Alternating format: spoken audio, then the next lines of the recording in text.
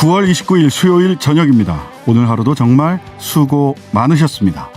날마다 새로운 퇴근길 시사 맛집 신장식의 신장개업, 오늘도 문을 활짝 열었습니다. 저는 주인장 신장식입니다. 세계일보에서 윤석열 장모 대응 문건에 이어서 오늘 새롭게 윤석열 장모 변호 문건의 전문을 공개했습니다. 잠시 후 양지열, 최진영 변호사 모시고 자세한 내용 알아보겠습니다. 북한이 어제 신형 극초음속 미사일 화성 8형 시험 발사를 성공적으로 마쳤다고 밝혔습니다. 일각에선 성공 여부에 의문이 제기되기도 하는데요. 김종대 연세대 통일연구원 객원 교수 모시고 이 미사일 문제, 그리고 어제 국민의힘 대선 경선 후보 토론회에서 나왔던 외교 안보 국방과 관련된 이야기들 같이 따져보도록 하겠습니다. 대장동 개발 의혹 관련 이슈가 정치권을 휩쓸고 있습니다. 블랙홀 같이 돼버렸는데요. 이재명 후보는 개발이익 100% 공공환수 공약을 내놓기도 했죠. 오늘 대통령을 위한 경제에서는 이창민 교수와 함께 대선 후보들의 경제 공약 점검해 보겠습니다. 신장식의 신장개업, 단골 손님 여러분들과 함께 꾸려갑니다. 유튜브와 홈페이지 게시판 모두 열려 있고요. 짧은 문자는 50원, 긴 문자는 100원, 샵 0951번으로 보내주십시오. 유튜브 신장식의 신장개업 검색하시면 라이브 방송 바로 확인하실 수 있습니다. 오늘도 하루 소식들 푸짐하게 준비했습니다. 신장식의 신장개업 밥상 들어갑니다. 퇴근길 오늘의 뉴스를 깔끔하게 정리해드립니다. 신장개업 뉴스브리핑 헬마우스 임경빈 작가, 문화일보 이은지 기자 오셨습니다. 안녕하세요. 안녕하세요. 네, 하루 종일 비가 내려가지고 오시는데 불편함은 없으셨나 모르겠어요. 저는 뭐 미리 와 있어가지고. 네, 저도 미리 왔어요. 비가 와가지고. 그래. 상암동이 밀리면 무섭더라고요. 맞습니다. 이 다리 건너기가 쉬운 일이 아니에요. 상암동 들어오는 게. 네. 자, 오늘도 아까도 블랙홀처럼 다 빨아들이고 있다라는 말씀을 드렸는데요. 대장동 개발사업 특혜 의혹이 일파만파 커지면서 이제 서초동의 시간이 왔다, 이렇게 얘기를 합니다. 검찰이 본격적인 수사팀 꾸리고 전방위 압수수색에 나섰습니다. 네, 서울중앙지검이 오늘 검사 총 16명으로 꾸려진 대규모 전담 수사팀을 꾸리고 본격 수사에 돌입했는데요. 네. 오늘 오전부터 총 4곳인데 경기도 성남의 화천내유 사무실, NSJ 홀딩스로 이름을 바꿨죠. 천화동인 4호 실소유주인 남욱 변호사의 서울 청담동 사무실, 그리고 성남도시개발공사 기획본부, 성남시 유원홀딩스 등 총 4곳에 대해서 동시다발 압수수색에 나섰습니다. 검찰은 이제 앞서서 천화동인 5호 실소유주로 지목된 정영학 회계사를 불러서 참고인 조사를 진행했는데요. 이제 대장동 개발의 설계자로 지목되고 있는 분이죠. 유동규 전 성남도시개발공사 기획본부장 등 핵심 관련자들을 출국 금지하는 조치도 했습니다. 네. 그래서 이번 수사팀은요, 앞서 이재명 지사가 허위사실 유포로 김기현 원내대표를 고발하는 사건이 배당됐던 공공수사 2부와 경제범죄 형사부를 합쳐서 김태훈 4차장 검사를 팀장으로 전담팀이 꾸려지게 됐는데요. 경찰 역시도 지금 수사에 굉장히 사활을 걸고 있는데 경기 남부경찰청에 이송이 돼서 본격적인 수사가 돌입됐습니다. 전담 수사팀을 역시나 경찰도 꾸려서 시민단체에서 고발한 곽상도 의원 아들의 퇴직금 50억 원 수수 의혹도 함께 들여다볼 방침입니다. 그래서 일각에서는 이제 수사 효율성을 높이는 차원에서 검경 합동수사본부로 가야 한다는 목소리가 좀 힘을 받고 있는 상황입니다. 네. 이 보면 수사가 한 3가지 정도로 이루어져야 될 건데요. 하나는 화천대유에서 내부적으로 어떻게 돈이 배분이 됐고, 네. 돈이 어디서 들어와서 어떻게 배분이 됐고, 이 과정에서 어떤 불법이나 비리가 있었는지 여부가 하나가 될 거고요. 그다음에 하나는 소위 이재명 지사와 성남시가 그 행정 과정에서 인허가나 이런 과정에서 무능했느냐, 내지는 뭐 불가피했느냐, 내지는 한 발짝 더 나가서 형사 책임을 물을 만한 배임의 소지가 있느냐, 그렇죠. 혹은 특혜를 줬느냐. 특혜를 줬느냐, 이런 거죠. 그다음에 하나 더 나간다면 이 사건이 벌어지고 나서 여야 간에 고소고발전이 막 벌어졌어요. 네. 허위사실 유포에 의한 낙선 목적 허위사실 유포, 뭐 명예훼손 등등의 고소고발전이 있는데 이거는 또 어떻게 처리가 될 거냐 하는, 크게 보면 한 3가지 정도가 수사의 방향이 될 것으로 보입니다. 그래서 오늘 이제 압수수색을 한 장소들을 짚어보시면은 그 맥락을 좀 짚으실 수가 있을 텐데, NSJ 홀딩스로 이름을 바꾼 천화동인이라는 데나 혹은 화천대유는 이제 한 묶음이라고 볼 수 있을 것 같고요. 사무실이. 그렇죠. 그리고 이제 성남 도시개발공사 기획본부 같은 경우는 이제 당시에 유동규 본부장이 이 중간에서 어떤 역할을 했느냐, 설계를 하는 과정에서 어떤 역할을 했느냐, 네. 이걸 보려는 것 같고요. 그리고 이제 유원홀딩스는 뭐냐, 갑자기 띠용 이렇게 생각하시는 분들이 있으실 텐데 네. 좀 재밌는 회사입니다. 유원이 이제 유동규 넘버1에서 뽑아낸 이름이라고 하는데 네. 유동규 본부장과 정모 변호사가 동업을 해가지고 따로 차린 회사입니다. 예. 이 회사가 또 이 과정에서 또 어떤 역할을 했었는지 같이 살펴보게 되면은 지금 진행자님께서 짚어주신 대로 화천대유와 성남시 도시개발공사 그리고 성남시청과의 관계를 전반적으로 좀 밝힐 수 있을 것 같습니다.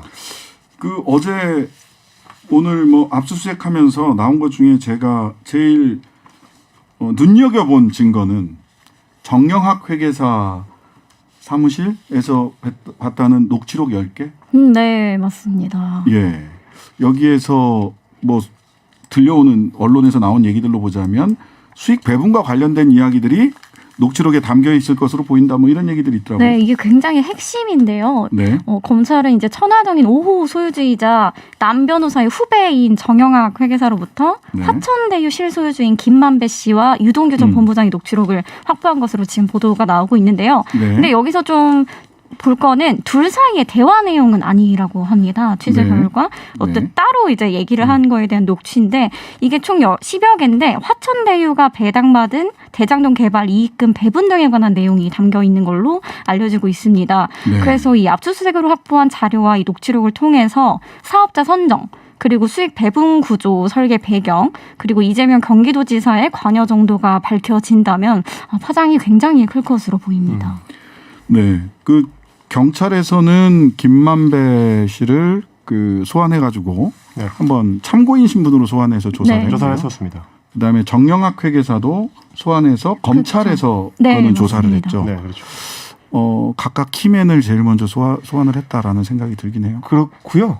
말씀하신 대로 정말 이제 유동규 본부장의 역할이 굉장히 주목을 받을 수밖에 없는 것이 이제 뭐 화천대유 내부에서 배분 구조를 어떻게 했느냐는 좀 별도로 살펴봐야 될 사안이고 네네. 정치적으로 봤을 때는 성남 도시개발공사가 과연 어떤 역할을 했느냐. 그렇죠. 그리고 그게 성남시청 내지는 성남시장과 어떻게 좀 소통이 이루어지고 혹은 뭐 그 과정에서 어떤 식으로 보고가 이루어졌느냐 이걸 같이 봐야 될 텐데 그래야지만 이재명 지사가 당시에 어떤 역할을 했느냐 혹은 뭐 별개의 문제였느냐 이걸 이제 밝혀낼 수가 있을 테니까요. 네. 그러니까 이제 정리를 해보자면 이렇습니다. 성남시 입장에서는 최초에 성남시 몫으로 4,600억 원의 확정적인 성남시 몫을 일단 확보하고 나면 나머지는 돈을 벌든 잃든 민간 시행사에서 알아서 하라. 네. 이렇게 처음에 설계한 것까지는 큰 문제가 없는데 네. 과연 이제 그 뒤에 민간 부분의 이익 배분을 정확하게 계상을 했는지 혹은 그게 이제 특혜 없이 정상적인 절차를 가져서 이루어진 건지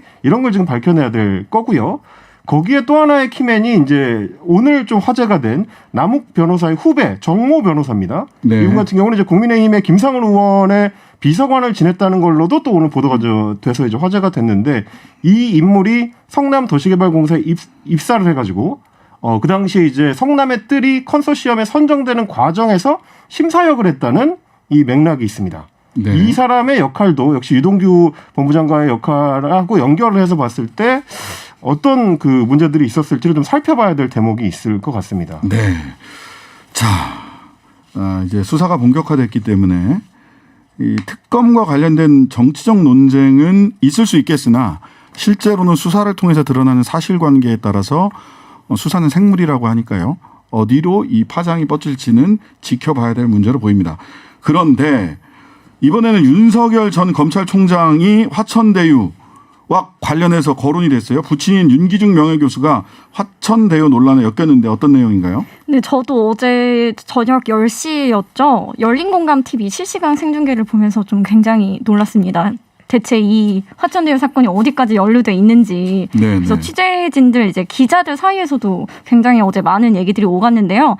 내용은 윤 전 검찰총장 부친인 윤기중 명예교수가 2019년 7월경에 화천대유 실소유주인 김만배 씨 누나 김모 씨에게 시세보다 굉장히 낮은 가격에 이제 연희동 자택을 매도해서 다운 계약서 가능성 그래서 윤 전 총장에 대한 뇌물 정황이 의심된다는 내용인데요. 네. 당시 그 연희동 자택에 이제 토지를 합친 시세가 33억에서 35억 정도인데 당시 이 김 씨가 19억 원의 주택을 매입했다는 겁니다.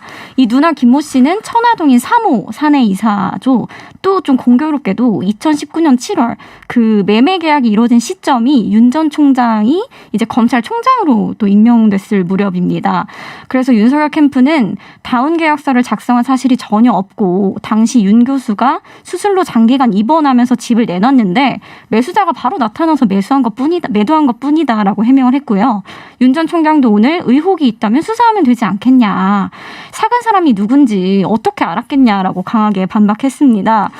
근데 또 이제 의혹이 일자 이제 경쟁 상대인 홍준표 의원이 또 한 그렇죠. 말씀 하셨죠. 로또 당첨만큼 어려운 우연의 일치 같은 사건이 터져 나왔다면서 이재명 게이트를 넘어 이젠 법조비리 게이트로 가고 있다. 특검으로 모든 것을 밝혀야 한다고 말했습니다. 그러니까 이게 열린공감 TV에서 그 네. 윤석열 캠프의 반박에 대해서 재반박을 한 내용은 그렇습니다. 네. 본인들의 주장은 이 계약 자체가 다운 계약서에 계약이다. 근거했을 가능성이 높다고 의혹 제기를 했는데 문제 그 계약서를 내밀면 무슨 의미가 있느냐, 그게 어떻게 해명이 되느냐라는 게 이제 첫 번째 이야기일 것 같고요. 네. 또 하나는 그 당시에 이제 급매를 할 수밖에 없었던 사정을 윤석열 캠프에 설명을 했는데 네. 아버지 이제 윤기중 그 명예교수가 이제 몸을 다쳐서 네, 고관절이. 네. 그래서 이제 계단을 오르내리기가 힘들게 돼서 아파트를 옮기려고 했다라고 설명을 했는데 네. 문제는 이 2019년 7월에 계약이 그 연희동 매매가 이루어지기 전에 상암동의 아파트를 이미 구입을 해가지고 네. 사실상 입주를 한 상태였다는 게 이제 열린공감 TV 측의 주장입니다.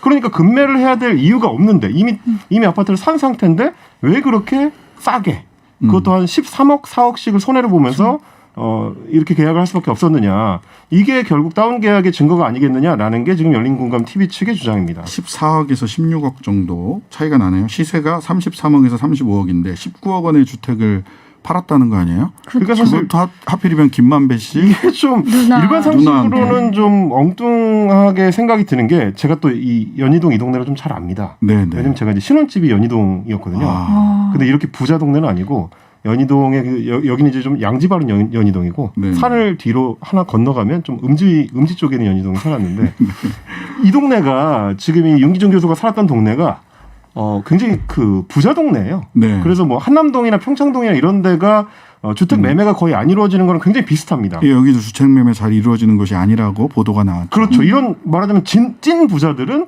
집을 잘 내놓지도 않지만 살아오는 사람들도 거의 없어서 보통 이런 식의 매매는 아름아름 아는 사람을 통해 소개를 통해서 이루어지는 경우가 많기 때문에 아마 이제 열린공감 TV 쪽에서는 부동산을 쭉 훑어봤는데 그런 그 의뢰가 없었다. 본인들이 확인했을 때는 이런 얘기를 하는 것 같고 네. 또 하나는 30억짜리 집이라고 하면 이거를 내놨을 때 다운해서 깎아준다고 하더라도 한 2, 3억 정도를 빼주면 모르겠는데. 처음엔 저도 뭐 얼마 한 2, 3억 정도 손해봤나 뭐 이렇게 그렇죠. 생각했어요. 그러니까 금매로 하면 보통 최대 그 정도 생각하지 16억이에요. 않습니까? 예. 15억, 16억을 빼주는 금매라는 거는 제가 본 상식에는 없는데 네. 이 부분이 과연 이걸로 충분히 해명이 될지는 잘 모르겠습니다. 그러니까 우연일 수 있는데 그 홍준표 후보가 얘기한 것처럼 우연이라면 로또 맞을 그렇죠. 확률보다 예, 더 운이 좋은 우연이다 이렇게 얘기를 하셨는데 생각을 해보시면은요, 요 무렵에 김건희 씨 코바나 컨텐츠도 전시회를 할 때 우연히도 갑자기 대기업들이. 협찬 광고가 네. 대기업들이 그렇죠. 협찬이 쏟아졌죠. 그리고 신혼집에 입주를 할 때 그 아크로비스타 비싼 아파트 입주를 할 때도 우연히 삼성전자와 미묘한 전세 계약 관계가 물렸었고요. 네, 네. 이번에 화천대유 것만 하더라도 박영수 특검의 딸도 우연히 미분양 아파트를 싸게 잡아가지고 10억 원 가까운 시세 차익을 챙기는, 어떻게 이렇게 법조계에 있는 분들 주변으로만 다른 사람들은 구경도 못할 우연들이 계속 겹치는 건지. 저도 뭐 법조계에 있지만 그런 우연이 한 번도 없어가지고. 자, 다음에는요, 그 대선 경선 토론회 이야기를 좀 잠깐 해보겠습니다.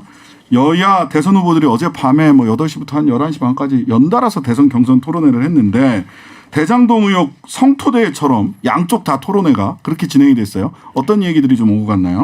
네, 이제 어제 민주당 대권 주자들이랑 국민의힘 대권 주자들이 각각 TV 토론회를 가졌는데요. 대장동 네. 의혹 관련한 공방이 좀 치열하게 오갔습니다. 네. 민주당 대선 경선 토론회에서는 이낙연 전 대표와 박용진 의원이 이재명 지사를 향해서 말 그대로 복마전이다. 대장동 문제에 관해 의심을 가진 국민들의 마음을 푸는 것이 우선이라면서 빨리 수사하는 것이 필요하다고 이제 책임론에 화력을 집중을 했습니다. 네. 또 이 전 대표는 국민의힘 쪽을 의심해야 하는데 우리 아내도 자꾸 공격하고 의심한다면서 본인도 최대한 빨리 죄송합니다.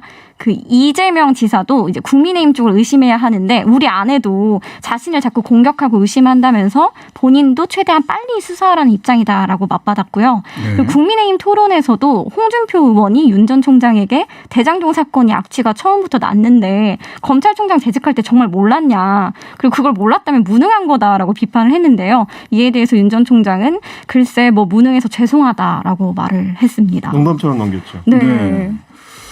그 이재명 지사도 굉장히 오늘 날선 발언을 했고 이준석 대표도 또 굉장히 또 날선 발언을 했어요. 어떤 얘기들이 오갔는지 좀 우리 헬마우스. 네, 최근에 이제 이재명 지사가 카메라 앞에 서는 일이 굉장히 좀 많고 그리고 또 이제 기자들의 주목도도 굉장히 높아진 상황인데 네. 그러다 보니까 야당을 향해서 각을 세우는 발언들이 연일 쏟아지고 있습니다. 네. 오늘 여의도에서 열린 그 개발이익 환수제에 관련된 토론회에서 이준석 대표를 직접 지목을 하면서 네. 국민을 속인 죄를 물어서 봉고 파직하겠다. 그러니까 이제 조선시대의 용어로 하면 이제 직에서 물러나게 하겠다. 이제 이런 의미가 되겠고요. 권고사직 지키겠다 이런 얘기예요. 그렇죠. 네. 네. 국민의힘의 김기현 원내대표를 향해서는 곽상도 의원의 이름을 빌려서 본인이 뇌물을 받은 것 아니냐. 이 곽상도 의원이. 그러니까 김 원내대표는 이런 사실을 알고도 본인을 공격하는데 그 이 화천대유 사안을 이용을 해왔기 때문에 봉고파직의 플러스로 더해서 남극 쪽 섬으로 위리 안치를 시키겠다. 그러니까 귀향을 보내겠다는 얘기가 되는 거죠. 예. 그래서 이제 굉장히 좀 그 어떻게 보면 국민의힘 입장에서는 원색적인 비난이다. 이런 이제 반발을 할 수밖에 없는 상황이고 그래서 이제 김기현 원내대표나 이준석 대표도 오늘 좀 격앙된 반응을 내놓긴 했습니다. 네. 이재명 지사의 추악한 가면을 확 찢어놓겠다라고 이준석 대표가 페이스북에 얘기를 했네요. 참 말을 재밌게 쓰세요. 일부러 확 찢어 이 얘기를 쓴 거예요, 분명히 이준석 대표. 예전에 이제 이재명 지사가 이 형수와의 네, 그 녹취록에 그렇죠. 있었던 내용을 일부러 욕설. 상기시키려고 하는 상기시키려고 하는 맞습니다. 용어를 쓰셨고, 그다음에 김기현 원내대표는 막말 대잔치에 섬뜩함을 느낀다. 대통령이 돼서 나는 폭군이 되겠다는 선전포고를 하는 느낌이다라고 얘기를 했어요. 물론 뭐 윤석열 후보는 감옥 보내겠다 이런 얘기도 했고요. 예.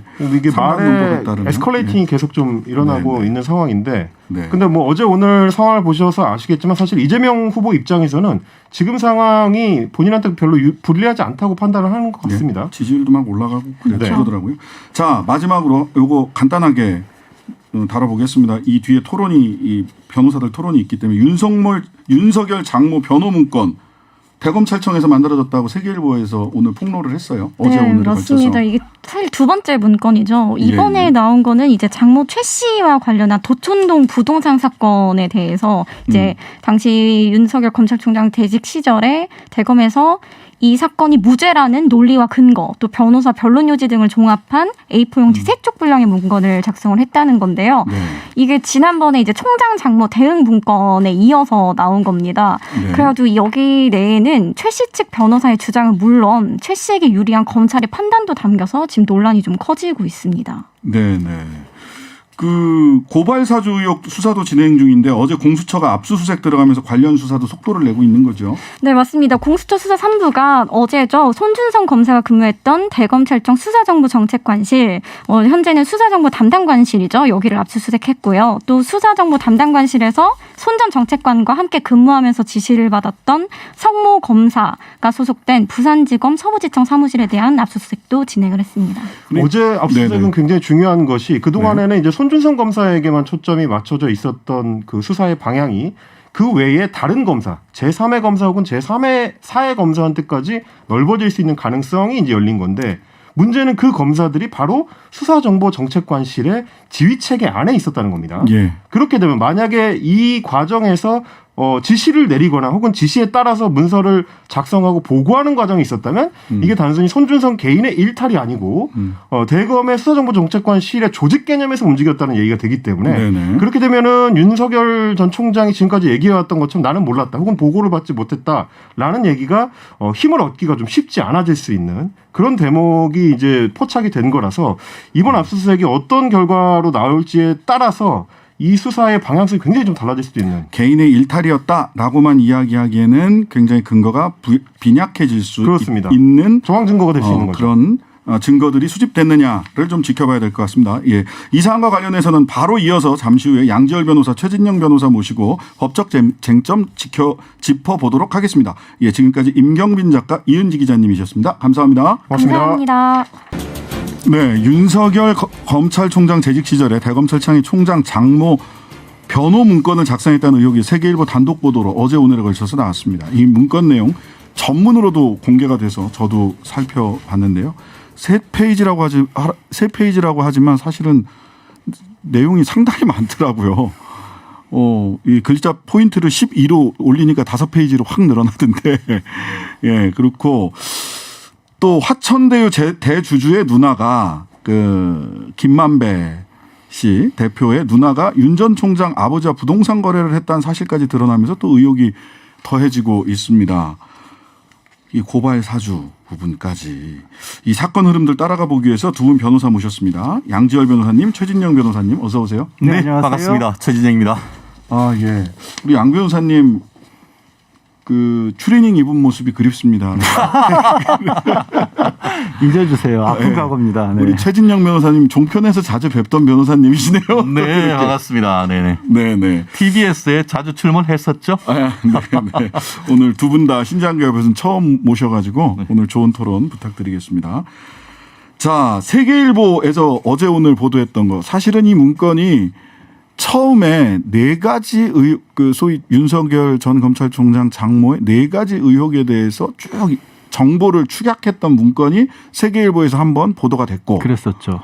그 중에서 이제 도촌동 땅과 관련된 문건이 또 보도가 된 거예요. 그래서 일단 이 내용을 뭐 좀 간단하게 말씀을 제가 드리고 시작을 하겠습니다. 도청동 부동산 사건은요. 최 씨가 그러니까 윤석열 후보의 장모가 2013년 4월에서 10월 사이에 경기도 성남시 도촌동의 토지개발 사업에 들어가는 과정에서 은행에 347억 원을 예치한 것처럼 저축은행이죠. 신한저축은행인가요? 여기에 347억 원을 예치한 것처럼 가짜 통장 잔고 증명서를 만든 의혹 그리고 해당 땅을 매입하면서 전 동업자 사위 등의 명의로 계약해서 등기한 부동산 실명법 위반 이 2가지 의혹이 있는데 의혹 때문에 지금 재판을 받고 있는 거죠. 지금 재판을 받고 있는데 이와 관련해서 대검에서 대응 문건을 작성을 했다라는 게 세계일보 보도의 내용입니다. 일단 이 보도에 대해서 지금 어떻게 판단을 하시는지 최 변호사님 먼저. 정상적인 정보 활동이다. 저는 그렇게 봅니다. 어떤 사건이 벌어졌을 때 그 조직의 수장에 관련되는 가족과 관련되는 어떤 문건이 있다, 문제가 있다라고 한다고 하면은 그 부분에 대해서 이른바 리스크 매니지먼트, 그러니까 위험 관리 차원에서 내부적으로 이것이 무엇인지에 대해서는 충분히 관리할 수 있다라고 봅니다. 그리고 실질적으로 오늘 지금 세계일보에서 마치 이것이 변호사 같이 변호해주는 문건이라고 했지만 제가 문건을 딱 보면 이거는 대검에 있는 법조인인 검사가 사건 자체에 있는 기록을 보고 사건 내용을 축약해서 내부적으로 사실관계를 정리했다라는 느낌이 강했습니다. 거꾸로 이렇게 생각을 해보세요. 양 변호사님도 계십니다만 우리가 형사사건의 무죄 변론을 하면은 변론 여지서는 4장이 될 수가 없습니다. 아까 3장인데 12장 12포인트로 하니까 5장이라고 하는데 무죄 변론은 5장이 아니고 50장이 넘고 500장이 되기도 합니다. 그처럼 그렇죠. 이 내용은 사실관계 자체를 축약해서 팩트를 쓰고 거기에서 이제 장모 측 변호인의 의견과 기존에 있던 판결에 나와 있는 팩트를 기재를 했는 내용으로 보이는데요. 다만 그와 같은 내용을 함에 있어서도 네. 결국 조직에 대한 보호 논리 이런 부분이 사실 없진 않은 것 같습니다. 그러다 보니까 어떤 조직을 좀 보호하려고 하는 그래서 윤 검찰총장을 좀 어떻게 보면 변호해 주려고 하는 그런 답변을 하기 위한 내부용으로 만들었다라는 그 의도가 충분히 읽히는 것 같은데요. 만약에 네. 제 말씀이 좀 의심이 된다고 하면은 좀 전에 얘기했던 그 언론의 이 대응 문건 내용을 한번 처음부터 끝까지 다 읽어보십시오. 그러면 충분히 그 부분은 이해되리라고 봅니다. 그러면은 여기서 하나 끊고 정리하고 가겠습니다.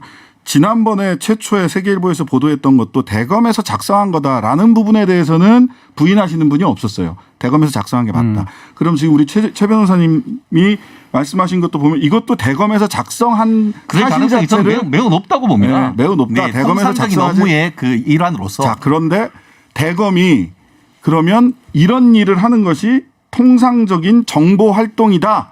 라고 이제 최 변호사님은 말씀을 주셨어요. 그러면 대검에서 작성했다는 것을 전제를 했을 때 예. 이것을 통상적 정보 활동이라고 볼 수 있느냐에 대해서 의견이 갈릴 것 같습니다. 예. 일단 대검이 정치인의 어떻게 보면 정치기구는 아니죠. 그러니까 네.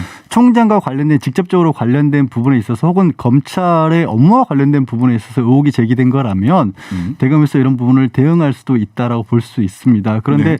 이거는 순수하게 윤 전 총장의 지금 이제 후보지만 총장 시절의 일이기 때문에 윤 전 총장으로 부르겠습니다. 총장 시절에 자신의 장모와 관련된 사건이었던 거예요. 게다가 뭐 지금 2013년 경이었기 때문에 사실 이제 문제가 된다라면 본인이 이제 검사였고 결혼을 한 이후였기 때문에 가족과 관련된 문제는 분명히 될 수가 있겠죠. 근데 이제 의혹이 제기된 부분이 왜 본인이 문서를 위조했다는 걸 다 인정을 했는데도 불구하고 뭐 수사도 제대로 안 된 것 같고 재판에도 안 넘겼을까 이런 부분이 문제가 됐었고 네. 다시 이제 고발이 이루어지면서 결국에는 수사가 다시 시작되고 지난해 3월에 기소까지 된 부분이긴 합니다. 네. 그래서 넓게 보면 정말 대검에서도 부인하지 않기 때문에 네. 총장과 관련된 부분을 대응했다.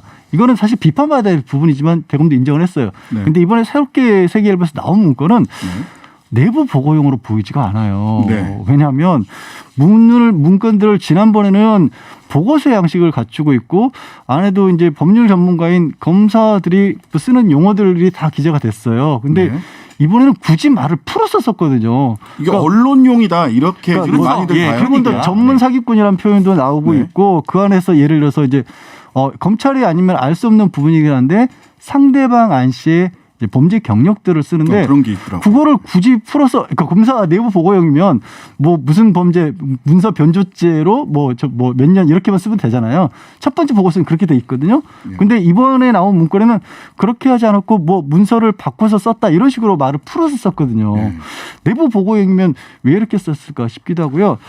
또 되게 좀 한 가지 이제 시점상으로도 문제를 하나 지적하고 싶은 게 지난해 3월쯤에 이제 가족과 관련된 부분들이 굉장히 크게 불거지면서 윤 전 총장이 한 가지 이제 선언을 하죠. 보고를 일체 보고받지 않겠다. 예. 보고를 일체 받지 않겠다. 근데 이게 문건이 언제 작성되는지는 모르겠어요. 근데 시점으로 보면 그때 대검 첫 번째 문건도 그렇고 이번 두 번째 문건도 그 무렵에 작성된 걸로 작년 보이거든요. 3월달, 4월달 요 무렵으로 보이죠. 네, 보이죠? 예. 그러면 총장은 보고를 받지 않겠다고 했는데 첫 번째, 그럼 왜 누구한테 보고하려고 이걸 만들었지? 두 번째 말씀드린 것처럼 문장을 이렇게 다 풀어서 A4 용지로 풀어놨는데 내부 보고할 거면 이럴 이유가 없지 않을까? 자, 그러면은 정리해서 다시. 자, 내부 보고도 안 받겠다고 했는데 왜 내부 보고용 만들었느냐. 두 번째. 정상적 정보 활동이라고 양 변호사님 입장에서는 100번 양보해서 그렇다 치더라도 이건 보고용이 아니라 언론용 아니냐. 그렇죠. 예. 그다음에 세 번째 제가 드리고 싶은 질문은 요겁니다. 자, 그러면 이 문서에 만약 검찰 조직의 리스크 관리용이라면 검찰 조직에 미치는 영향, 이 사건이 내지는 뭐 100번 양보해서 검찰총장에게 어떤 영향을 미치면 검찰 조직에도 영향을 미칠 수 그럼요. 있으니까. 예. 근데 그 부분은 없어요. 장모 사건에 대해서만 있지. 이 사건이 검찰 조직에 어떤 영향을 미칠 수 있으니까 우리가 리스크 관리를 이렇게 해야 됩니다. 라는 건 앞에 문서에도 그렇고 뒤에 문서에도 없단 그건 말이에요. 당연히 없죠. 예. 그거 하면은 대법원 사건에 관여한다고 하는데 그게 정신이 나갔습니까? 그 있을 리가 없죠. 그렇기 때문에 네. 드라이하게 이 사건 자체에 대한 내역을 정리를 한 것입니다. 아까 예. 얘기하는 것처럼 네. 아까 과연 이 그 문건의 성격이 무엇인가 하는 네네. 부분과 내용에 대한 것에 대해서 지금 네. 그 양 변호사님 말씀한 것에 대해서 반박을 하고 싶은데요. 네. 아까 지금 양 변호사님이나 그 앵커께서는 내부 보고용이라 했는데 저는 내부 보고용이라고 보지는 않습니다. 내부에서 정보를 정리해 놓은 용이다. 내부 보고용이 아닌 것으로 보인다. 그렇죠. 거죠. 그렇죠. 네. 그리고 나아가서 아까 얘기한 것처럼 전문 용어라기보다는 표현을 쉽게 쓴 것을 보면은 오히려 이 부분이 언론에 대응하기 위한 어떤 나름대로의 사실관계를 정리했다라고 볼 수 있는데요. 아까 말씀하신 것처럼 이게 마치 이제 윤 총장이 개인 대검 조직을 이용을 해가지고 무슨 변론을 했다고 하면은 왜 그럼 문건을 쉽게 설명하죠? 만약 변론 요지서면 그거는 판사한테 가기 때문에 전문적으로 용어 쓰는 게 맞죠. 그리고 내용도 우리가 변호사들이 쓰는 변론 요지서는 기본 팩트를 쓰고 사실관계를 반박하고 법리적으로 해서 한 다음에 정상관계 이런 식으로 쭉 논리적인 구조가 있는데 그러한 변호사가 쓰는 일반적인 무죄 변론 요지서와의 형식이 너무나 다르다. 그저 앞에 이제 땡땡땡 하면서 사실관계를 있는 그대로 기존에 있는 판결대로 쓰는 것 같은데요. 아까 얘기한 것처럼 왜 그러면 뭐 사기범인의 뭐니 한 사람의 범죄 경력 같은 게 있냐. 왜냐. 판결문에 제일 처음에 사기죄면 사기죄와 관련되는 전과 같은 게 판결문에 나오는 거예요. 그 판결문에 있는 내용을 그대로 갖다 쓰면서 그렇기 때문에 이미 확정된 판결에 기할 때에 이 사람은 문서 위조했던 경력이 있고 사기의 어떤 처벌에 관한 경력이 있다는 것을 밝혀줬던 것이 불구하고요. 나아가서 아까 얘기한 것처럼 마치 윤석열 총장의 장모 최모 씨가 문서를 위조했는 범인데 도대체 이 사람을 왜 기소를 안 했냐 보는데 그거를 이제 문건을 어떻게 돼 있냐면 이 안모 씨라는 사람이 달라 좀 제발 이거 좀 돈 빌리는데 좀 달라니 나 돈 없고 그거 해줄 수도 없어요 했는데 간곡한 요청에 의해 가지고 잠깐 해줬다는 그런 취지인 거죠. 그런데 그걸 가지고 가가지고 거액의 돈을 빌리고 실질적으로 이 윤석열 장모의 돈 50억 이상을 사기를 쳤단 말이에요. 그러면은 사기친 사람이 나쁩니까? 거기에 이제 그걸 이용당한 사람이 나쁩니까? 피해자다. 그렇기 때문에 실무상을 봤을 때에 일부 잘못이 있다 하더라도 실질적인 피해를 입은 사람한테 기소를 하고 처벌하는 것이지 거기에 이용당한 사람까지 기소하는 케이스는 오히려 드물다 이렇게 봅니다. 그러면 이게 변론 요지서는 아니다. 그다음에 보고용도 아니다. 그러면 이 용도가 뭔가요? 언론 대응용. 언론 대응용? 근데 언론 대응용이라고 얘기를 하려면 네. 언론 대응용이면 검찰이 만든 게 더더군다나 잘못됐죠. 네. 어떤 의미냐면 언론 대응을 하기 위해서 언론에서 검찰에서 대검 내에서 이런 것들에 대해서 만약에 가족과 관련된 의혹과 같은 해명을 하려면 사실 검찰이 공조직으로서 역할이라면 당시의 수사 재판을 넘기지 않은 것이 잘못되지 않았다는 얘기가 많이 들어가야 되죠. 네네. 수사 그대로 제대로 다 해봤는데 네. 실제로 어떤 문제가 있었고 또 어떤 부분이 이유가 있었기 때문에 기소하지 않았다는 내용이 들어가야 되는데 그게 주로 나오지가 않고요. 이거는 문서 보시면 아시겠지만 뭐 최 변호사님도 인정하시겠지만 이거는 변론 요지서는 아니지만 적극적으로 장모 측 입장을 그러니까 정리해서 장모 측 맞아요. 입장만 네. 정리가 돼 있어요. 장모 측 입장만은 아니고요. 판결문에 있는 내용이 조금 전에 말씀드렸지 판결문이 아니죠. 판결문이 나올 수가 없는 게 이 사건 재판에 안 나오는데 어떻게 판결문이 있어요. 그러니까 기존에 뭐냐면 안시라든가 아니면 지금 사채업자에 대한 판결문이죠. 지금 문서를 위조한 정상이. 부분 있지 않습니까? 문서를 위조한 부분에 있어서 문제가 되고 있는 건 왜 적극적으로 위조를 했느냐 적극적으로 위조하지 않았느냐부터 다툼이 있어요. 좀 전에 최 변호사님이 말씀하신 마지못해서 써줬다는 건 장모 측의 얘기인 거고요. 네네. 써준 작성한 쪽에서는 그렇게 얘기하지 않고 있고 자, 그걸 가지고 지금 재판이 열리고 있거든요. 그러니까 결과적으로 지금 양 변호사님 말씀은 언론용으로 만든다고 하더라도 이 내용이 그러면은 검찰이 수사를 제대로 했느냐 안 했느냐에 대해서는 검찰 내부에서 조직적으로 대응할 수가 있죠. 대응할 수가 있지만 이 내용을 보면 이 문건 내용을 보자면 장모 개인을 변호하는 내용으로 그게 어느 용도건 간에 내용 자체는 그렇지 않냐. 그렇다면 이거는 대검이 조직적으로 만드는 것은 적절하지 않다라고 하는 반론이세요. 그래서 그렇기 때문에 아까 말씀드렸지 이게 언론 대응용이란 것이 이런 식으로 해서 이거를 언론에 내보내겠다는 그런 말씀이 아닌 거죠. 마치 이런 거죠. 질문 이 현안이 되는 것에 대해서 대검 대변인한테 물을 거 아닙니까? 그러면은 기본적인 원칙은 이걸 겁니다. 이것에 대해서 언급하는 것이 적절치가 않습니다. 그게 정답이죠. 그렇죠. 사실. 그렇게 되는데 그렇다 한다 하더라도 내부적인 사실관계나 이런 것들은 정리를 해줘야 되는 것이죠. 네. 예를 들어서 예컨대 이런 겁니다. 청와대에서 우리가 질문을 했는데 그거에 대해서는 말씀드린 것이 적절하지 않습니다 했다고 내부적으로 아무것도 안 합니까? 네. 문재인 대통령 가족에 대해서 아무것도 파악을 안 합니까? 당연히 하죠. 당연히 해야 되는 것이죠. 그렇게 해놓고 그것을 어떤 그 필요한 때 처음에는 그것에 대해서 어떤 드릴 말씀이 없습니다. 하지만 좀 더 구체적으로 뭔가 할 때는 네. 뭔가 준비가 돼 있는 상태에서 거기에서 그 언론 알겠습니다. 프레스가 나가는 게 맞기 때문에 그런 대비용으로 만들어놓은 이른바 컨틴전시 플랜이나 이런 것인 것이 근데 최 이것이 변호사님 적극적으로 뭐 말씀이 무슨 보도로 나갑니까? 자, 말씀 다음 자체로 요 좀 마지막으로 약간- 아니, 하나만 요 말씀드릴게요. 이슈에 대해서는 양 변호사님 하나만 마지막으로 좀 정리해 최 주세요. 변호사님 말씀 과정이 두 개가 좀 엇갈리 보이는 게 네. 언론에 직접적으로 내보낼 건 아니고 대검 대변인이 이런 내용을 가지고 있다가 언론에 얘기를 하기 위해서라고 하는데 그러면 아까 처음 말씀드렸던 것처럼 대검 대변인에게 줄 걸 이렇게 풀어서 쓸 이유가 뭐 있어요? 그렇잖아요. 대검 대변인이 검사인데 왜 이렇게 풀어서 말을 친절하게 풀어서 썼을까요? 기자들이 알아야 되니까요. 아니 자. 기자들 대변인이 얘기한다면서요. 기자들에게 안 보여줬다면서요. 자, 이 세계일보에 뭐 의도치 않게 세계일보 사이트를 홍보를 하게 됐는데 세계일보에 전문이 있습니다. 한번 한번 가서 보십시오. 보시면 네, 한번 가서 보세요. 보시면 이게 네, 드라이하게 청취자들께서 판단하실 사실관계만 겁니다. 정리돼 있는 것인지 어떤지 양 변호사님과 최 변호사님 두 분의 의견이 어느 쪽에 맞는 말일지 한번 직접 한번 살펴보시면 되겠습니다. 그렇게 길지는 않습니다. 자, 고발 사주 의혹과 관련해서 공수처에서 수사가 진전되고 있습니다. 이 부분과 관련해서 뭐 그냥 단도직입적으로 쭉 얘기를 해보면 이제 손준성 검사 혼자 한 게 아니라 다른 작성자가 있는 거 아니냐라고 하는 물증을 확보하기 위해서 압수수색이 있었던 거 아니냐 이렇게 보여요. 어떻게 보십니까? 지금 그 사건이 어디까지 지금 와 있을까요? 수사가.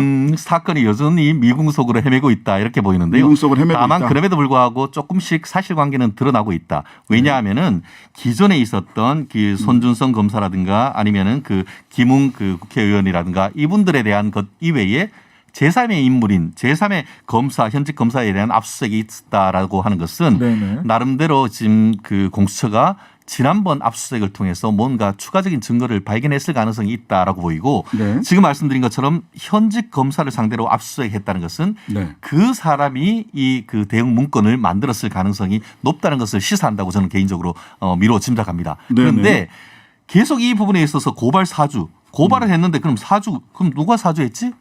윤석열 총장이 사주했는 것이 아니냐 이런 얘기가 있지 않습니까? 그럼 네네. 핵심은 고발이 있는 것이 아니고 사주에 있는데 그럼 사주와 관련되는 것에 대해서 과연 뭐 조금 먼저라도 나왔느냐 그 부분에 있어서 미궁을 헤매고 있다라는 것이 제 포인트의 핵심인 거죠. 여기까지는 또 인정을 하셨어요. 제3의 작성자가를 확인을 해서 그 사람에 대해서 압수수색한 거다로 보인다. 여기까지. 하지만 윤석열 전 총장이 사주했다는 부분은 아직 미궁 속에 있는 거 아니냐 이렇게 보시는. 지금 수사 진전 상황 그 어떻게 보세요? 부분은 아직 저도 모르겠어요. 근데 다만 이제 저도 오늘 공수처가 손준성 검사와 또 제3의 검사 사무실까지 압수수색을 했다라는 거 아니에요. 네네. 그게 속보로 뜨는 걸 보고 약간 내가 생각했던 거는 좀 방향이 다르네라는 생각을 했습니다. 왜 네. 그렇게 어떤 부분이요? 말씀드리냐면 저는 예상을 하기로는 이거는 이제 또 검찰에서 수사를 하고 있지 않습니까? 그렇죠. 검찰에서 수사를 하고 있으니까 검찰 내부와 관련된 부분은 그러니까 제보자가 검찰에도 본인의 이제 휴대전화에 있었던 정보들을 다 제공을 했고 공수처에도 그랬죠. 정보 제공을 했고 추석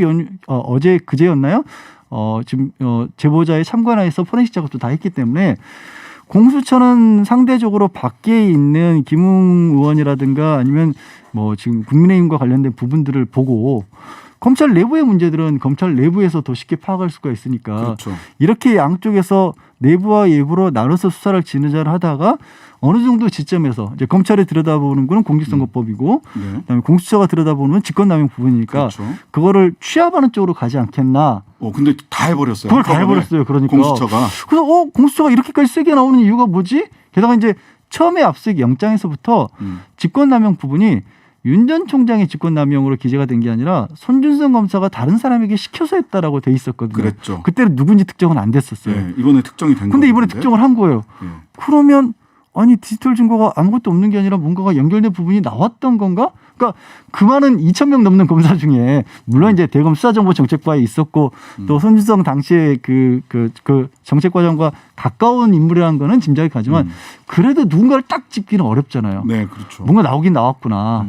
그런 뭐가 생각이 나오긴 나온 것 근데 같아요. 대신에 그죠? 네. 이게 저도 이제 두 가지 가능성입니다. 첫 번째 가능성은 아까 얘기한 것처럼 그 고소장을 내부에 있는 검사가 썼을 가능성이 있고 또 네. 하나의 가능성은 뭐냐면은 그런 그 고소장을 누가 썼는 것이 아니고 그 고소장에 첨부돼 있다고 하는 자료들. 자료 증거들. 내부적인 생생한 개인정보가 담겨있던 판결문을 유출하는 사람, 그 사람에 대한 그 검사를 특정했을 가능성도 아직은 배제할 수가 없습니다. 그렇기 때문에 네네네. 현재로서는 뭐 지금 언론 보도가 지금 나오지 않은 상태에서 저는 개인적으로는 고소장 작성했는 사람이 특정됐을 가능성이 높다고 보지만 네. 여전히 있는 가능성은 고소장과는 아직까지는 상관없이 말씀드렸듯이 내부적인 이 킥스라는 킥스나 네네. 아니면은 그 이 프로세스에서 내부에 접속해서 판결문을 유출한 사람을 확인했을 가능성도 있다고 봅니다. 자, 어쨌든 판결문이 됐든 고소장이 됐든 손준성 검사 이후에 제3의 검사나 수사관이 특히 검사가 여기에 관여했을 직접 행동했을 가능성은 좀 높아 보인다는 게 두 분 변호사님들의 같은 의견이신 것 같고요. 한 가지만 더 여쭙겠습니다. 그 4월 3일 고발장 전달 앞두고 손준성, 한동훈 당신 부산에 있었죠? 부산 고검인가요? 부산지검에 있었고 그리고 대검 대변인 권순정 대변인 이분들이 카톡을 엄청 주고받아요. 한 이틀 동안에. 정말 이런 경우도 있나요? 있죠. 부산에 계신 분이랑 대변인이랑. 정말 희한한 게 저는 희한하다고 볼 수밖에 없는 게 예. 뭐 한동훈 검사장 같은 경우 부산에 내려가 있었기 때문에 본인이 이제 다른 의혹들과 관련해서 나는 부산에 내려가 있어서 관여할 이유도 없다. 이제 채널A 그러니까. 관련된 의혹이 그렇게 있었을 때 얘기했었는데. 그렇게 얘기를 했잖아요. 그런데 주고받은 사람들이 한 사람은 수사정보정책관은 흔히 언론에서도 그러고 이렇게 비유를 하죠. 그 사람은 눈과 귀의 역할을 하는 거다. 그렇죠. 대검 검찰총장이. 그러니까 상황이 어떻게 돌아가고 있는지 세상 일을 보고 듣는 사람인 거고 대변인은 검찰의 입이다. 그러면 눈, 귀, 입이 있고 머리가 있어야 되는데. 머리가 있어야 되는데 브레인. 한동훈 검사장은 검찰총장이 최측근으로 분류가 되는 분이란 말이에요. 그럼 머리, 눈, 귀, 입이 다 모인 거예요. 무슨 얘기를 했을까? 근데 조금 전에 3, 4월 달에 갑자기 집중이 돼 있다가 하면 네. 아까 다시 말씀드리자면 집중적으로 윤 전 총장 관련된 의혹들이 제기가 됐던 그 시점이 있거든요. 그러니까 이제 그러면 윤 전 총장이 알고 있었던 거 아니냐는 의혹이 거기서 나오는 거죠. 자, 그래서 네. 그 아까 최 변호사님께서 말씀해 주셨던 부분은 윤석열 총장이 직접 사주했다라는 거는 아직 그 미궁 속에 있는 거다. 그거는 저도 밝혀지지 않았다. 같이 보는데 근데 의혹을 이제 가지고 말하는 거죠. 정황상 네, 그거에 대해서 제가 한번 좀 여쭤보고 싶은데 예. 안 그래도 이게 그 민주당 백혜련 그 국회의원께서 작년에 아마 얘기했던 것이 최근에 이제 언론 보도를 나오면서 이 네네. 문제가 됐던 것 같은데요. 네. 그럼 이렇게 한번 여쭤보겠습니다.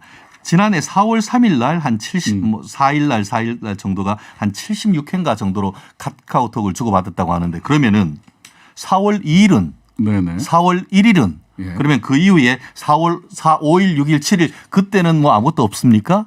그렇기 때문에 이 부분을 억지로 억지충향격으로 끼워 맞춰 가지고 그때만 딱 돼 가지고 이게 70m가 있었냐 이런 식으로 해서 그 내용도 뭔지를 모르면서 뭐 막 예컨대 이 사람들 중에 한 사람의 가족 관계에 뭐가 있어 가지고 생일 축하한다고 했을 수도 있는 거 아닙니까? 네네. 여러 가지 의혹이 있을 수 있고 나름대로 어떤 합리적인 의혹이라고 저도 그 생각할 수도 있습니다. 그렇지만 그 시점 이전에 오히려 훨씬 더 카카오톡 주고받은 게 많으면 어떡할 거예요?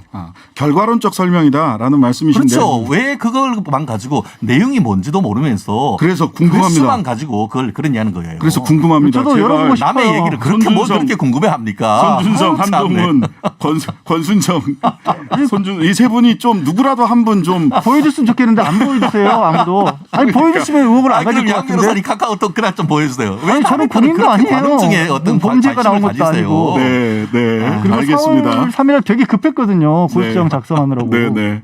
자, 마지막으로 요거 이제 시간이 많지 않아서 잠깐만 여쭤보겠습니다. 그 화천대유 대주주 김만배 씨 누나가 2019년 윤석열 전 총장 아버지 집 사들였어요. 근데 19억 원에 매도를 했는데 시세가 33억에서 35억이다. 이렇게 얘기를 했거든요. 그래서 다운 계약서 의혹이 나왔는데 우연이다라고 하기에는 이건 뭐 홍준표 후보 말입니다. 홍준표 후보는 이건 로또 맞을 것보다 더 확률이 낮은 우연 아니냐라고 의혹을 제기했어요. 이 부분 어떻게 보십니까? 자, 한 분씩 말씀하시고 오늘 시간 맞춰야 될 것 같아서. 저도 알았으면 제가 샀을 걸 그랬어요. 그러니까 그런 의혹은 충분히 제기할 수 있을 것 같습니다. 부동산 거래의 어떤 관행에 좀 현저히 어긋난다. 다만 여기서 핵심은 그런 것 같습니다. 지금 그 윤 전 총장 같은 경우에는 그 김모 그 씨라는 사람을 전혀 알지도 못한다고 하는데 이 거래가 정상적인지 여부는 거래 관계 확인하면 되고요. 돈의 흐름을 확인하면 되죠, 그럼요. 사실. 공인중개사 불러서 조사하면 됩니다. 뭐 이것 가지고 의혹할 것도 없어요. 이 거래했는 것이 정말 공인중개사한테 누군가 그때 이게 전화를 해서 그런 식으로 해서 정상적인 거래가 된 것인지 네. 아니면은 네. 미리 짜고 했는 것인지 거기에 있는 공인중개사가 도망가지 않고 계속 근무하면은 네. 별 문제가 없는 것이고 공인중개사 어디 도망가고 문 닫아 놓으면은 그건 좀 고민 한번 해봐야 될 것 같습니다. 양 변호사님. 당시에 이제 윤 전 총장의 부친이 급하게 집을 팔았다라고 얘기를 하셨는데 네. 그럴 이유는 없었다라고 언론에 좀 나왔죠. 이미 네, 아파트 네. 사놨었고 또 사실 뭐 집이 그렇게 쪼들리거나 그런 상황은 아니잖아요. 단독주택 팔아야 아파트 장만할 그런 상황은 아니었으니까 맞아요. 이건 좀 여유가 있으셨어요. 안 맞아 네. 보이는데 저는 모르겠어요. 윤 전 총장은 이제 몰랐다고 하시니까 그렇다 치고 산 사람은 몰랐을까 하는 생각도 갑자기 들어요. 제가 예전에 집을 팔려고 네. 이사를 가려고 집에 한번 계셨구나. 내놓으려고 했던 적이 있거든요. 근데 네. 사법시험 붙은 직후였는데 네. 공인중개사분이 그러더라고요. 여기 사법시험 합격자 나왔다 그러면 집값 조금이라도 더 받을 수 있을 거라고. 아, 세간의- 기운이 좋아서. 세간의 평이 그런데 네. 하물며 사법시험 합격자가 그런 대우를 받는데 네. 중앙지검장의 부친 집이라고 하면 이게 아무도 관심 모르고 그 사람이 샀을까요? 네. 갑자기 궁금하네요. 네, 여튼 부동산 매매 계약서 중개 수수료 영수증을 공개를 했어요. 윤 전 총장 측에서. 네. 계약 근데 돈의 흐름을 확인할 수 있는 걸 딱 공개해 주시면 딱 좋을 근데 텐데. 그거는 그죠? 이제 그게 네. 범죄의 혐의가 있으면 하는 것이지 사적 거래 영역에 대해서 감나라 배나라 구체적인 혐의가 있다고 하면 저도 이건 수사를 해야 됩니다. 그렇지만 그게 아니고 말씀드렸듯이 네. 이게 좋은 매물이 정상적으로 온라인에 올라와 있고 그것을 보고 와서 거래를 했다고 하면은 그거에 대해서 지나친 어떤 그 의혹 제기는 또한 좀 조심해야 됩니다. 이분이 그것도 대선 후보니까. 지켜봐야 될 네, 대선 문제인 것 후보니까 그런 같습니다. 자, 거죠. 오늘 두 분 열띤 토론 감사합니다. 양지열 변호사, 최진영 변호사 두 분 모두 감사합니다. 네, 고맙습니다. 고맙습니다. 형님 먼저 드시오 땡땡 라면. 아우 먼저 들게나 땡땡 라면. 형님 먼저 아우 먼저 그럼 제가 먼저. 1970년대 서민적인 코미디언 구봉서 씨와 프라이보이 곽규석 씨가 서로에게 라면을 미루다가 동생 곽규석 씨가 그럼 제가 먼저? 라고 하자 구봉서 씨가 라면 그릇을 붙들고 놓아주지 않았던 그런 라면 광고가 있었습니다. 형제들끼리 싸우지 말고 우애 좋게 지내라는 뜻으로 저와 제 남동생에게도 부모님이 읽어주시던 우애 좋은 형제라는 전래 동화를 응용한 광고입니다. 엊그제 화천대유 김만배 대표가 경찰에 출두하면서 권순일 전 대법관, 강찬우 전 수원지검장, 박영수 전 특검 등 고위 법조인들이 다수 포함된 고문단에 대해 저랑 친하게 제가 좋아하던 형님들이라고 말했습니다. 또 정신적으로 여러 가지 좋은 귀감이 되시고 많은 부분을 도와주고 조언해주는 분들이다. 멘토 같은 분들이라 모셨는데 구설에 휘말리게 돼 죄송하다는 말씀을 드리고 싶다고 말했습니다. 친하고 좋아하는 형님들 저도 있습니다. 하지만 친한 형님들에게 다달이 1,500만 원에서 2,000만 원씩 돈을 주는 동생이 있다는 이야기는 들어보지 못했습니다. 그 형님들이 대체 어떤 도움을 주셨길래 그토록 친하고 좋아하고 귀감이 되셨던 것일까? 형님 먼저 아우 먼저라며 서로에게 건네든 것은 이권의 황금 접시가 아니었을까 하여 김만배 씨가 죄송해야 할 사람들은 그 잘난 형님들이 아니라 부동산 폭리 카르텔의 형님 동생들 덕에 내 집 마련의 꿈이 쪼그라들고 있는 국민들이 아니었을까 라고 생각하는 신장식의 오늘입니다. 네, 오늘 북한 관영여체 조선중앙통신에서는 국방과학원은 9월 28일 오전 자강도 룡림군 도양리에서 새로 개발한 극초음속 미사일 화성 8형 시험 발사를 진행하였다라고 보도했습니다. 연세대 통일연구원 객원교수 김종대 전 의원 모시고 같이 이야기 나눠보도록 하겠습니다. 안녕하세요. 안녕하세요. 네네. 오늘 두 가지 얘기를 해야 되는데요. 하나는 네. 지금 말씀드린 미사일 얘기고요. 두 번째는 네. 국민의힘 어제까지 대선 경선 토론에서 외교 안보 분야 토론을 했는데 관련해서 네. 이제 핵 공유, 핵 균형 뭐 이런 얘기들이 나왔어요. 그다음에 작게 502로 얘기도 나왔고 해서 이 두 가지 부분을 빠르게 한번 정리해 들어가 보도록 하겠습니다. 먼저 네. 북한이 쏜 화성 8형 이게 무슨 미사일입니까? 예, 이제 한동안 중국과 러시아가 개발해서 화제가 됐던 하이퍼소닉 미사일, 그러니까 극초음속 미사일이라고 발표가 됐습니다. 네네. 이 극초음속이라는 거는 마하 5 이상의 지금 러시아제는 마하 9까지도 나오는 게 개발이 됐거든요. 아, 굉장히 빠르네요. 예. 무지한히 빠르고 낮게 날아오기 때문에 이건 뭐 탐지하고 요격하는 게 애시당초 불가능한 네네. 미래의 게임 체인저로 알려져 있고 네네. 이미 러시아나 중국은 실전 배치를 최근에 했습니다. 네. 그러다 보니까 이 북한의 최근에 새로운 신약무기 개발의 동향을 보면은 네. 어떤 그 중국과 러시아가 개발한 전례를 따라가고 있다. 네. 그래서 그 이미 참고 사항이 나오니까 그걸 참고로 해서 빠르게 개발하는 건데 이건 지금 미국도 개발 못한 무기입니다. 아, 굉장히. 예, 미국도 계속 실패한 무기고요. 네. 그런 만큼 아주 최첨단인데 네네. 그런 어떤 극초음속이 도대체 어느 정도 초속이냐. 제일 낮게 추정해도 서울에서 발사하면 부산까지 한 200초. 그러니까 3분이면 도달하는 속도예요. 근데 이런 게 이제 어쨌든 굉장히 이 개선된 미사일이다. 예, 근데 이게 미사일이 항상 정치적 의미를 담아서 발사되는 거 아닙니까? 그냥 뭐 우리 이런 거 했어요. 자랑하는 것, 그 기술을 자랑하는 것에 그치지 않고 항상 정치적 의도가 있기 마련인데 이 화성 8형 시험 발사의 정치적 의미는 뭡니까? 일단은 오늘이 첫 번째 시험 발사고 앞으로 여러 번 있을 겁니다. 네네. 그것을 정치적 의미라고 굳이 말한다면 우리한테 왜 이렇게 상세하게 잘 보여주느냐. 네, 그렇죠. 네, 이런 어떤 의도를 좀 추정을 해봐야 되는 거거든요. 네네. 근데 최근에 그 김여정 노동당 부부장의 일관된 메시지를 보면은 뭐 북한은 북한의 길을 가겠다. 시비 네네. 걸지 마라. 남한에는 중기 국방 계획이라고 니들 315조 원이나 써서 군 현대화하는데 왜 우리 거는 도발이라 그러냐. 네. 이중잣대다. 이중잣대 공정하게 대라 이렇게 얘기를 했어요. 예.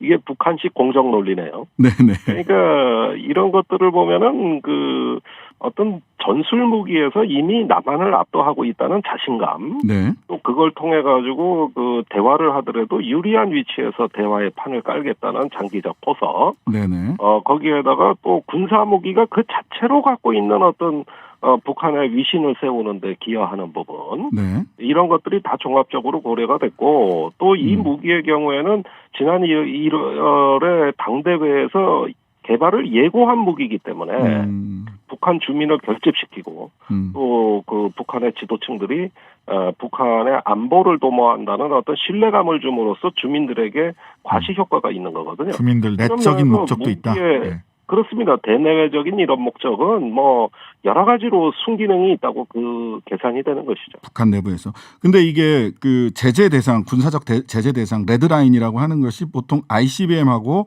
핵실험 아직 여기까지 이 레드라인을 넘지는 않은 것으로 보이는데요.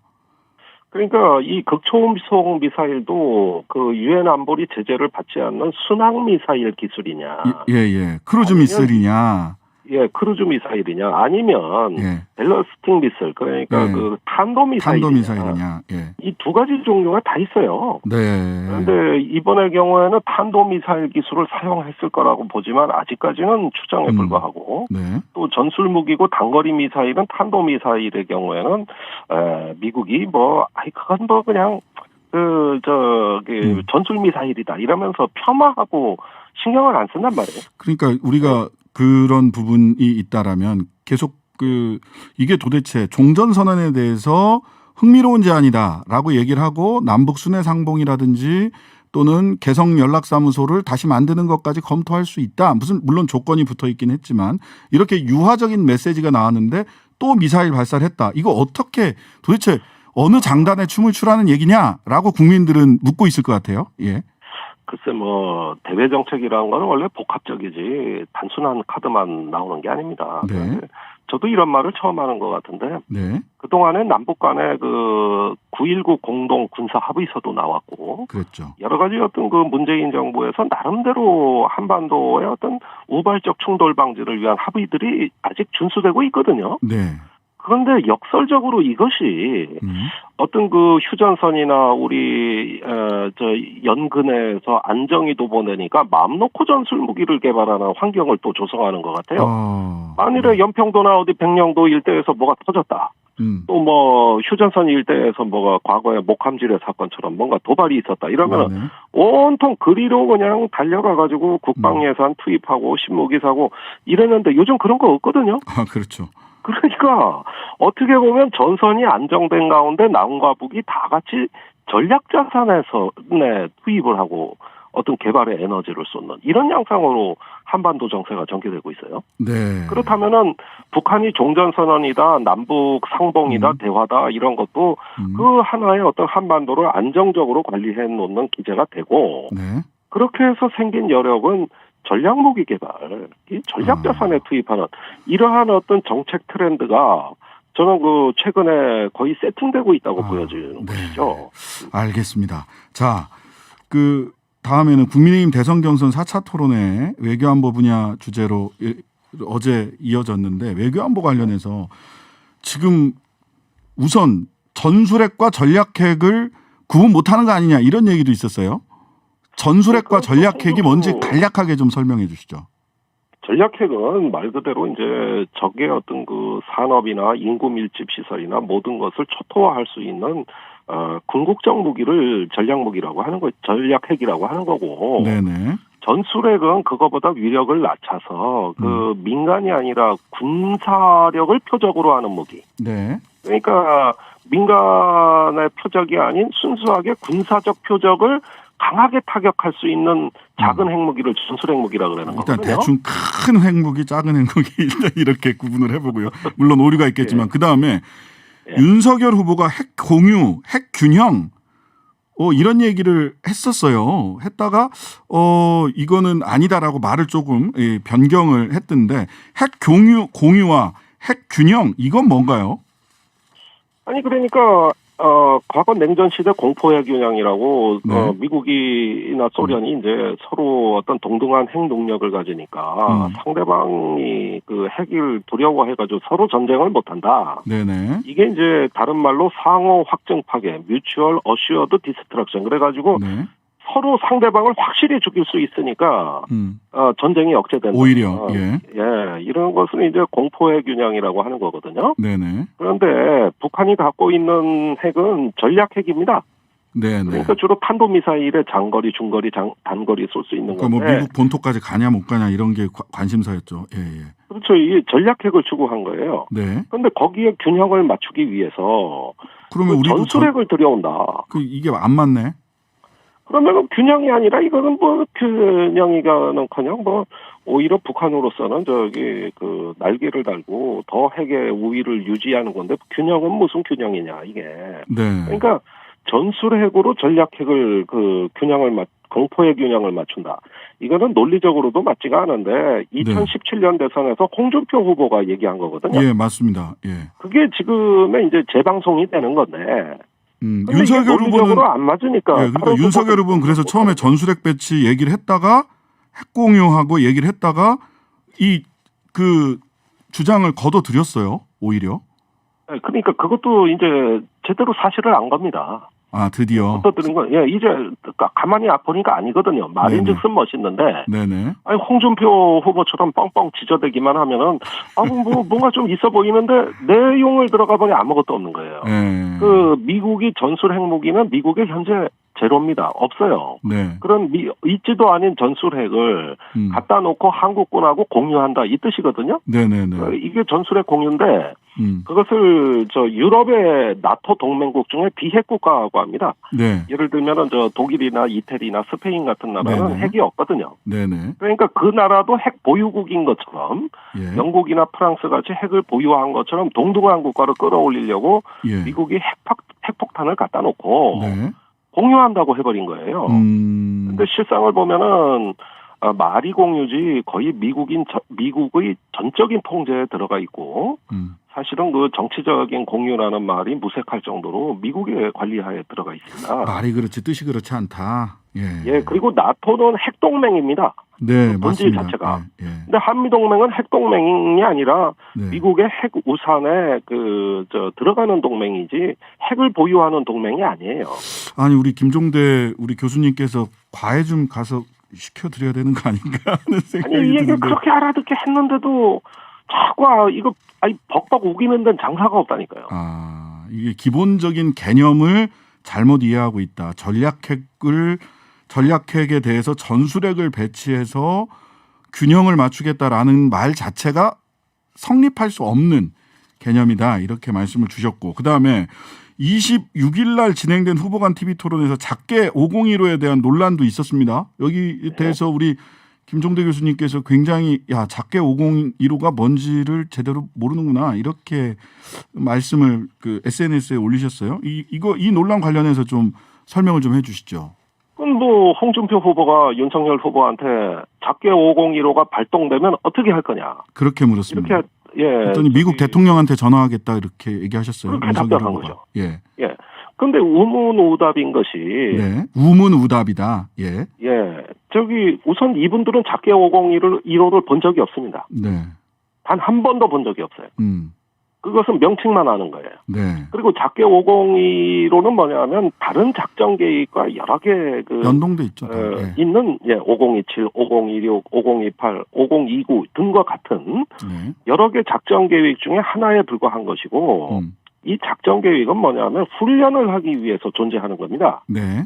그런데 작게 5029가 발동이 된다. 이게 무슨 얘기냐는 거예요. 그래서 이건 뭐 형용의 모순이에요. 네. 작게 5015는 발동되는 게 아닙니다. 그건 뭐 우리가 저기 밥을 먹을 거냐 말 거냐 뭐 식사 시간이다 이렇게 선언하는 건 발동하는 게 맞는데 네. 식사 시간이 되면은 뭐 짜장면을 먹을 수도 있는 거고 짬뽕을 먹을 수도 있는 것이지 뭐 짬뽕이 발동됐다 짜장면이 발동됐다 이렇게 얘기합니까? 그거는 그냥 선택사항인 거예요. 선택사항이다. 그건 비상 절차가 아니에요. 아. 그리고 작게 5015는 그런 식으로 발동되지 않아요. 발동이 된다면 데프콘 1, 데프콘 2 네. 이런 비상사태가 발동되는 거거든요. 아. 근데 작게 5015가 발동된다. 이러니까 뭔가 대단한 게 있어 보이거든요. 그러니까 데프콘 1, 아무 얘기도 아니거든요. 이 얘기가. 그러니까 데프콘 1, 데프콘 2, 데프콘 3, 데프콘 1이 제일 강한 거죠. 데프콘 예. 1이 되면 이거는 특정 상황이 선포가 된 거고 이 상황에서 어떤 작전을 수행할 것이냐는 5015를 선택할 수도 있고 그 상황에 따라서 5027을 선택할 수도 있고 이렇다는 건가요? 그래 뭘 선택한다는 것은 그 참고 사항으로 5015, 5027 같은 건 평소에 훈련한 게 있으니까 뭐 예를 들어 대통령이 5015로 해라, 5027로 하라 이런 식으로 하지는 않고 그렇죠. 군인들 훈련 목적상이 있는 것이지 일단은 북한을 공격하라든가 방어하라든가 네네. 아니면은 뭘 조치하라든가 뭐 서부전선을 지켜라라든가 이런 거겠죠. 그렇지. 5015가 무지한히 방대한 내용인데 그걸 이행해라 그러면 그 중에서 뭘 이행하라는 건지 그거 알아들을 사람이 어디가 있겠습니까? 그러니까 뭐 작게 5015가 발동되면 어떻게 하겠냐? 미국 대통령에게 전화하겠다라는 말은 작게 5015의 내용 자체를 이해하지 못한 우문우답이었다. 이렇게 정리를 하면 되겠습니까? 아니 보수의 수준이 이 정도면은 좀 창피한 거예요. 그 보수는 어떤 국가적인 사안 안보에 강하고 네. 진보는 어떤 민생에 강하고 이래야 나라가 조금 보기 좋잖아요. 네. 근데 보수가 안보에 대해서 이런 개그쇼 같은 수준이라면은 도대체 뭘 잘할지 아주 앞이 캄캄해지는 것이죠. 적어도 군사 안보만큼은 보수가 정확하게 얘기할 그 정도 실력은 돼야 되는 거 아니겠습니까? 네, 정말 굉장히 답답하셨나 봅니다. 오늘 지금까지 엄청 답답해하시는 김종대 연세대 통일연구원 개건 교수님과 말씀 나눠봤습니다. 감사합니다. 네. 대통령을 위한 경제개혁연구소 부소장 이창민 한양대 경영학부 교수님 오셨습니다. 안녕하세요. 안녕하세요.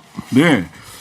자, 이제 슬슬 대선 후보들의 경제 공약을 하나씩 둘씩 정리해봐야 될 시간이 온 것 같습니다. 눈여겨볼 이게 좀 고민을 했어요. 한 후보의 경제 공약을 전체적으로 쭉쭉쭉 훑어보는 방법으로 할 거냐, 네. 아니면 주요 분야를 놓고 비교를 해볼 거냐. 뭐 비교하시는 게 더 낫겠죠. 선택하셔야 되는 입장에서는. 예, 그렇죠. 그래서 하나씩 비교를 해보자라는 생각을 했는데 뭐니 해도 요즘 화천대유를 비롯하여 LH 사태부터 시작을 해서 무슨 벼락거지 얘기부터 해서 가장 핫한 건 경제 공약 중에서도 부동산 공약인 것 같습니다. 각 후보마다 다양한 공약 내놓고 있는 중인데요. 이 중에서 각 후보별로 좀 눈에 띄는 부동산 공약 뭐가 있습니까? 뭐 제가 오늘 좀 찾아봤는데요. 네. 뭐 일단 저도 그렇게 예상을 했었는데 눈에 띄는 공약은 별로 없습니다. 그러니까 쉽게 말씀드려서 제가 그 말씀은 다들 아시잖아요. 내년 대선이 굉장히 박빙 선거가 될 거다. 네네. 그다음에 이제 가장 큰 이슈가 부동산이 될 거라고 예측은 했죠. 네, 그랬죠. 근데 뭐 저는 오히려 내년 본선 때쯤 가면 부동산이 핵심 가를 뭐 정책은 안 될 것 같다는 지금 생각이 오히려 더 강해져요. 다 비슷해서. 예, 매우 비슷해질 거기 때문에 그리고 지금 벌써 비슷해요. 아, 네. 어느 부분에 공통점들이 좀 있어요? 그러니까 그러면? 공통점은 공급 확대를 해야 된다. 공급 확대. 네, 여기에 그냥 공통점이 완전히 잡혔어요. 근데 저는 이건 나쁘다고 생각 안 해요. 그러니까 예, 예. 나중에라도 판단을 하실 때 저는 이제 결국 부동산은 제일 중요한 게 가격 안정화잖아요. 네, 그렇죠. 그러니까 목표가 가격 안정하면 그거에 맞는 정책이 뭐다 이거를 유권자께서 판단을 하셔야 되는데 네. 사실은 이번 보궐선거에서 여당이 아주 대패를 하면서 네. 그거의 원인이 부동산으로 지목이 됐잖아요. 그러니까 그 후에 상당히 많은 분석들이 나왔어요. 네. 근데 그게 일관적으로 지목되고 있는 게 이거는 뭐 수요가 굉장히 갑자기 많아졌다기보단 그리고 네. 갑자기 뭐 부동산 투기가 많아졌다기보단 공급에 있어서의 좀 판단 착오가 있었던 거 아니냐. 네, 네. 뭐 그렇기 때문에 공급 정책을 지금 다들 내고 계시거든요. 네. 그러니까 거기엔 공통점이 다 포커스가 잡혀져 있어요. 근데 이제 공급 정책 놓고 보면 내가 뭐 100만 호 그럼 저쪽에서는 120만 호 120 받고 150 더 뭐 이런 인플레가 막 되는 것 같아요. 네네네. 얼마나 공급할 수 있다. 근데 어제 김동연 그 예비 후보가 나와서 네. 야, 그거 거짓말이다. 네. 공급의 시차를 조절하는 것이 중요하고 네. 심리를 잡는 게 중요하다. 부동산 심리. 이 얘기를 하시더라고요. 그래서 그냥 100만 호, 120만 호 5년 안에 그거 어떻게 짓냐. 그거 거짓말이다. 이렇게 딱 잘라 얘기를 하시던데. 네. 공급 정책이 비슷하다. 근데 다 같이 거짓말하고 있는 겁니까? 아니면 다 같이 그 정도도 하겠다는 겁니까? 뭐 약간의 그러니까 공급의 물량의 차이는 좀 있는 것 같아요. 네. 근데 이제 물량의 차이가 글쎄요. 근데 이게 만약에 본선을 가면 제가 보니까 오늘 어떤 기사에서 보니까 이재명 후보도 지금 250만 호 공급. 네. 근데 윤석열 후보도 250만 호 공급이에요. 벌써 이렇게 되는데. 200 거기까지 올라가군요. 100 받고 100 더 뭐 이렇게 해가지고. 아니 그러니까 저는 이제 과장하고 이런 네, 뭐 네. 토지 확보 문제, 재정 확보 문제 그리고 또 공공으로 많이 하시겠다. 뭐 네, 반값으로 맞습니다. 하시겠다. 이런 문제에 대해서 너무 뻥튀기 하는 건 이제 대선 과정에서 전문가들이 상당히 비판해 줘야 될 문제점이라고 보긴 하는데 네. 사실 김동연 뭐 기획 전 경제 총괄 하셨고 예, 가장 경제부총리. 잘 아시니까 네네. 뭐 시차도 있고 그런 것들은 다 원론적으로는 맞는 얘기시라고 보는데요. 네. 근데 중요한 얘기를 하신 거는 저는 지금 심리 안정이 굉장히 중요해요. 심리 안정, 부동산 심리 안정. 그리고 그 심리 안정을 못한 게 음. 문재인 정부 부동산 정책의 굉장히 실패의 원인이라고도 보고요. 네. 그 심리 안정 어떻게 해야 되는 겁니까? 그러니까 이제 그 심리 안정이라는 게 모든 원인이 지금 공급이 부족한 걸로 지목되고 있으면 네. 그러면은 일정 정도의 연도별로 뭐 몇만 호 현실성 있는 네. 그래도 좀 충분한 공급 계획을 내주는 수밖에 없죠. 결과적으로는 안심하세요 해서 안정이 되는 게 아니기 때문에 네. 사실은 또 정부의 안심하세요. 지금 집 사지 마세요. 집값 떨어질 겁니다라고 그 말을 믿고 집을 안 샀던 분들이 나는 벼락거지가 됐다. 정부를 믿었다. 벼락거지가 됐다. 이런 식의 인식이 좀 일정하게 깔려 있는 게 분명하거든요. 네. 그러면 그 심리를 안정시켜주기 위해서 공급 대책을 현실성 있는 네. 공급 대책을 내오는 것은 좀 당연한 것이다. 네. 네. 자, 반값 아파트 얘기도 야당 후보들 사이에서는 많이 나왔어요. 이 반값 아파트에서 그래서 이게 뭐 이 유승민 후보가 윤석열 후보 비판할 때는 말도 안 된다. 그건 뭐 돈을 어디서 구하란 말이냐. 몇백조 몇천조가 된다. 뭐 이런 얘기 하던데. 반값 아파트 얘기 이거 어떻게 봐야 됩니까? 실제 나올 수 있을까요? 뭐 저도 이거에 대해서는 뭐 제가 완전 뭐 이 무슨 부동산 구조나 이런 거에 전문가는 아니라서 단언은 할 수는 없지만 네. 사실은 이거를 읽는 액면 그대로 받아들이는 국민은 제가 보기엔 그렇게 많지는 않을 거예요. 서로 네. 뻔히 알고 있다. 서로가 서로 그렇지만 뭐 그 정도로 네. 받아들이는 거죠. 그래 부동산 가격을 잡으려고 열심히 노력은 하려고 그러는구나. 네. 뭐 이 정도로 받아들이시는 건데 네. 저는 이제 뭐 지금 윤석열 후보 얘기 나오셔서 하는 건데 윤석열 후보는 제가 보기에는 그러니까 이것도 굉장히 중요한 포인트라고 봐요. 부동산 정책은 제 예측엔 다 거의 동일해집니다. 네. 후보들 간에 네. 비슷하게 수렴할 거다. 네. 그러면 부동산 정책 가지고는 판단이 안 되시거든요. 네. 근데 이제 윤석열 후보 같은 경우는 초기에 나와서 여러 가지 얘기를 한 것 중에 뭐 밀턴 프리드만이었더니 뭐 그랬죠. 시장 원칙에 가야 되느니 어쩌니 이런 건데. 시장에 다 맡겨야 된다 이런 쪽이었어요. 근데 이제 반값주택은 이거는 시장 그러니까 본인이 말한 철학하고는 완전히 반대거든요. 네네. 근데 사실은 그런 측면에서 보면 똑같이 부동산 정책에 대해서 조금 버블이 있어도 네. 이재명 지사 같은 경우는 본인 철학하고는 어느 정도는 일치하는 부분은 일관성은 있는 있다. 거잖아요. 네. 그런 부분에 있어서 그러니까 저는 그렇게 판단 기준이 될 것 같아요. 여러 가지 다른 정책들도. 네. 네. 왜냐하면 제가 아까 말씀드렸지만 내년 대선 박빙 그리고 경제학 이론에서 이런 게 있어요. 네. 어차피 박빙이 되면 중간층 잡는 게 이기는 거잖아요. 그렇죠. 그건 누구나 아는 거잖아요. 네. 그러면 제가 보기에는 웬만한 핫 이슈는 두 명이 정책 차이가 안 나요. 비슷하게 수렴해 간다. 네. 어차피. 네. 그렇군요. 그리고 또 네. 의 청년들이나 신혼부부들이나 네. 많은 분들이 내 집을 마련하기 위해서 제일 의지하는 제도 중에 하나가 청약제도예요. 네네. 청약제도에는 무슨 좀 차별성이 있나요? 후보들 간에? 청약제도에 대해서는 제가 본 것만 가지고는 청약 가지고 지금 말실수하신. 윤석열 후보가 말실수하신 거. 말실수하신 거. 나는 집이 없어서 청약을 해본 적이 없다. 네. 뭐 청약제도에 가서는 구체적으로 이렇게 정책을 내시는 분들이 별로 없는 것 같아요. 그리고 제가 보면 유승민 후보가 군 가산점 대신해서 청약 가점 주자 이렇게 얘기한 거죠. 그랬더니 이제 그거를 그냥 윤석열 후보가 그래서 이제 복붙한 거 아니냐 이제 이런 이슈 정도 된 거죠. 네. 사실 별 큰 차이 없다. 네.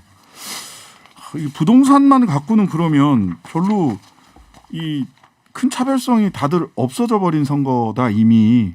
근데 그러면 이 부분은 있네요. 말하자면 어제 오늘 요 사이에 이재명 후보가 옛날에는 조선일보가 빨갱이라고 그럴까 봐 얘기를 못했는데 개발이 국민환수제를 실시를 하겠다. 그러면서 적정 이윤 이외에는 전부 다 환수하겠다. 네. 가능합니까? 근데 지금 개발이익 환수라는 거는 기본적으로 있는 제도고요. 네. 근데 이제 이미 있어요. 네. 근데 이제 그거를 조금 더 높이시겠다는 것 같은데 저도 어제 말씀하시는 거 좀 주의 깊게 들어봤는데 사실 아직 구체적인 안까지는 없는데요. 추상적 원칙만 일단 제시를 한 것 같아요. 그런데 이제 일단은 첫 번째는 이거는 사실은 이제 부동산 가격 안정화, 물론 부동산 가격하고 연관이 전혀 없다고는 볼 수 없지만 부동산 가격 안정화 정책하고는 상관이 없는 거니까 이제 그거랑 또 막 믹스가 돼서 혼란스러워지는 것들은 미리 좀 명확하게 이건 다른 거다라는 걸 해야 될 것 같고요. 어떻게 이게 다른 거죠? 가격 안정화 정책과 이 개발이익 환수제하고 다른 부분들을 당연하시겠지만 우리 교수님은 당연하시겠지만 전화 청취자들은 잘 모릅니다. 그게 왜 다른 거죠? 그러니까 부동산은 아파트 가격을 안정화시키는 거랑 그다음에 예를 들면 이런 어떤 개발이나 이런 과정에서 이거는 시행사, 시공사 참여하는 사람들이 가져가는 개발이익이잖아요. 네네 그렇죠. 개발이익을 환수하는 문제는 그걸 어떻게 표현해 드리면 좋을까요? 네, 그건 그냥 감은 잡힙니다. 네. 모르겠습니다. 그걸 어떻게 적당하게 표현해야 될지. 근데 이제 제가 생각했던 건 이런 거예요. 개발이익을 환수를 하려면 적정 이윤과 부적정한 과도한 개발 이익을 가늠하는 선이 있어야 되고 그러면은 그 선을 규정하기 위해서는 원가라든지 투입이 얼마나 자금이 투입되는지를 투명하게 우리가 보지 않으면 그 데이터가 있어야 적정 이윤이라는 것도 보장이 되는 거 아니냐. 그렇게 되면 지금 이 원가가 아파트나 주택의 원가가 투명하게 공개되면 그만큼 가격도 떨어질 수밖에 없는 거 아닐까 하는 기대도 좀 해봤거든요.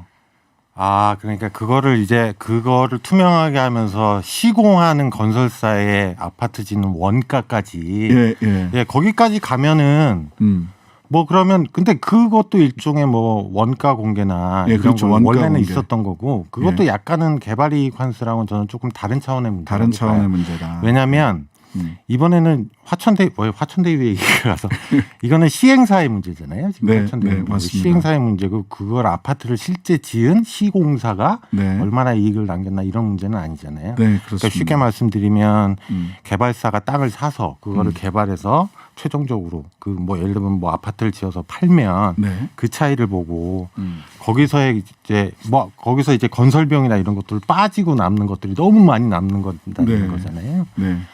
근데 저는 뭐 이번에 이렇게까지 이윤이 많이 남는 거를 전 국민이 알았으니까 이건 어떻게든 저는 제도 도입이 필요성이 있을 것 같아요. 예. 자, 그럼 마지막으로요. 예. 자, 이제 대략 다 비슷해져 버렸다 이렇게 얘기를 했는데 이미 비슷하다. 부동산 공약이 네. 또는 내 집값 공약이 주택 공약이 거의 비슷해졌는데 그럼에도 불구하고 우리가 현혹되지 않고 알맹이 있는 공약이다 그래도 네. 아까 그걸 판별할 수 있는 하나의 기준으로 다른 경제 정책과 일관성이 있느냐를 좀 봐야 된다 이런 말씀을 주셨어요. 네네. 뭐 또 다른 기준이 있을까요?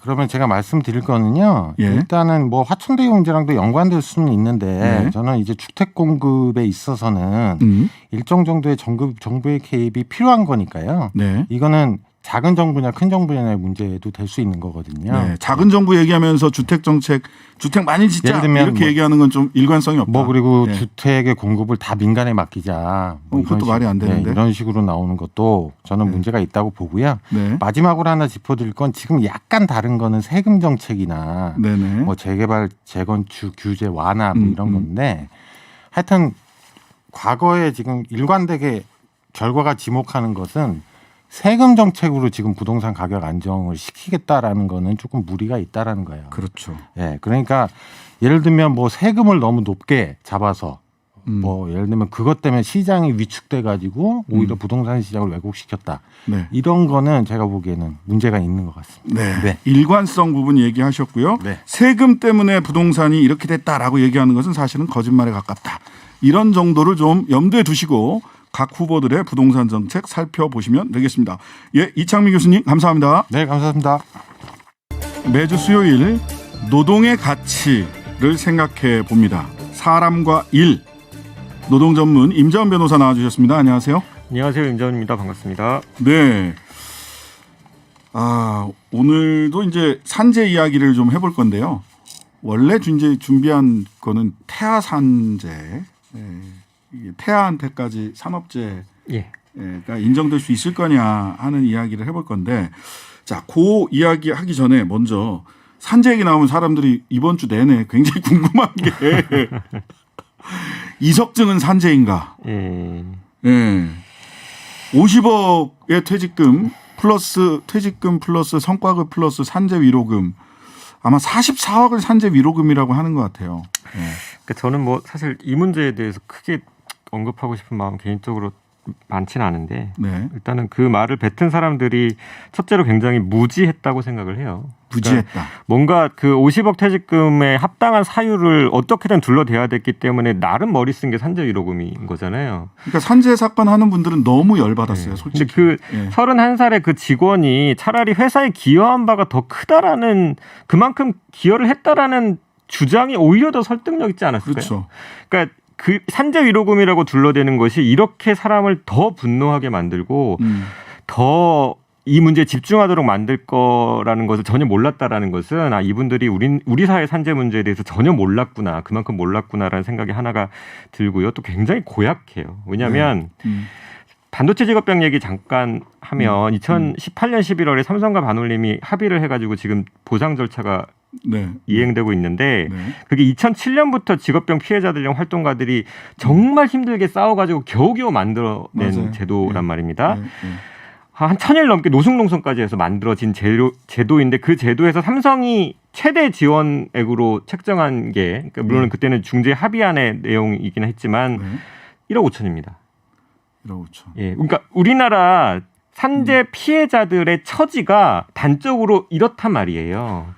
근데 네. 그분들의 팍팍하고 고단한 삶이 굉장히 나쁜 방식으로 호출되고 있잖아요. 그렇죠.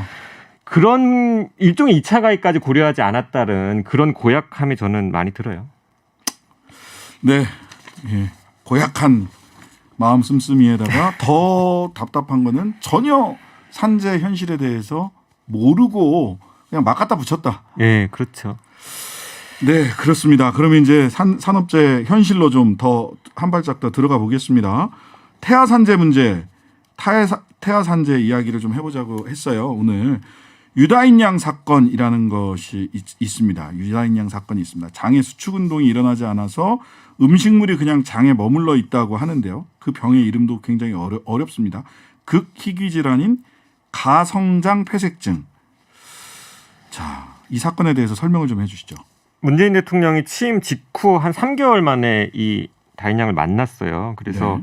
당시에 좀 조명이 됐었는데 당시에 조명됐던 문제는 이 다인 양이 말씀하신 그 희귀 질환의 피해를 입고 그 병원비도 굉장히 많이 들어가는 상황임에도 우리나라가 그 희귀 난치성 질환을 지정해가지고 지원해주는 제도가 있거든요. 네, 있습니다. 근데 그 제도에서도 배제가 돼버린 거예요. 너무 희귀한 질환인 이유로. 가성장 폐색증이라는 예. 병이. 그래서 당시 이제 문 대통령이 이 문제 개선하겠다라고 약속했지만 아직도 개선 안 되고 있습니다. 네네. 그 문제만 조명이 됐었는데 이번에 네네. 그 셜록이라는 매체가 기획 보도한 셜록이라고 예. 하는 탐사 전문 매체죠. 예, 거기서 김보경 기자님이 기획 보도한 내용에 따라서 새롭게 조명된 것이 뭐냐면 이 다인 양의 어머니가 삼성반도체 노동자였다라는 거예요. 아이쿠야.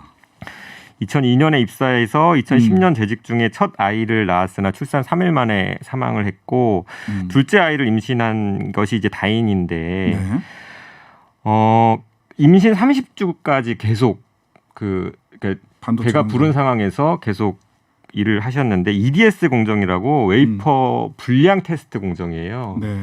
고온 가열하는 공정이기 때문에 웨이퍼에 잔류하는 화학 물질에 노출될 수 있거든요. 근데 그런 일을 임산부인 상태에서 계속 일을 하셨다가 결국에는 네. 태아에 좀 문제가 있다는 소견이 나와서 바로 퇴사를 하셨는데 출산을 해보니 이제 다인이가 선천적으로 그 가성장 폐색증이라는 장기 극희귀 기능에 질환. 문제가 있는 아이로 이제 출산을 하게 된 거죠. 네. 그래서 그렇게 되면 당연히 어머니로서도 이거는 산업재해 아니냐라는 문제 제기를 할 수밖에 없네요. 생각을 해서 산재보상 신청도 고민을 했으나 여기에 또 다른 제도적인 문제가 있었던 겁니다. 태아 산재가 인정이 되나요? 그러니까 이제 그래서 이제 태아 산재 문제가 나오는데 그 제주의료원 사건을 제가 잠깐 언급을 해드릴게요. 네. 제주에서 2009년에 그 제주의료원에 소속된 간호사 15분이 임신을 해서 했는데 네. 5명이 유산을 하고요. 4명이 선천적 심장질환 아이를 출산하는 사건이 있었어요. 당연히 이거는 산재가 의심이 되겠죠. 당시 병원 재정이 안 좋아서 이 간호사들이 굉장히 과로에 시달렸고 가장 유해 요인으로 꼽혔던 게 이게 요양병원이다 보니까 고령의 환자들이 많거든요. 알약을 그냥 못 드세요. 분쇄시켜서 간호사들이 투여를 물에 해야 되는. 타서 보통 이렇게 입에 떠먹여드리죠. 그래서 이제 가루에 노출될 수 있는 거예요. 근데 그 가루에 생식독성 물질이 있었고, 그래서 그러한 업무가 결국에는 이제 유해 요인으로 꼽혀서 어떻게 보면 산재 문제에서 가장 어려운 게 인과관계잖아요. 그렇죠. 업무와 질병의 인과관계. 그런데 이 사건에서는 의외로 인과관계 문제는 비교적 쉽게 풀렸어요. 그런데 막상 산재 신청을 했더니 근로복지공단이 거부를 합니다. 2차례나. 왜요? 인과관계 나왔으면 되는 거 아니야? 그러니까 그 이유는 산업재해보상보험법을 보면 업무상 재해는 근로자의 사망, 부상, 질병이다. 태아가 안 들어가는구나. 네. 그러니까 근로자 자녀의 질병은 산재가 아니에요라고 공단이 말을 한 거예요. 태아를 그러니까 어떻게 볼 거냐가 그렇죠. 있는 거지.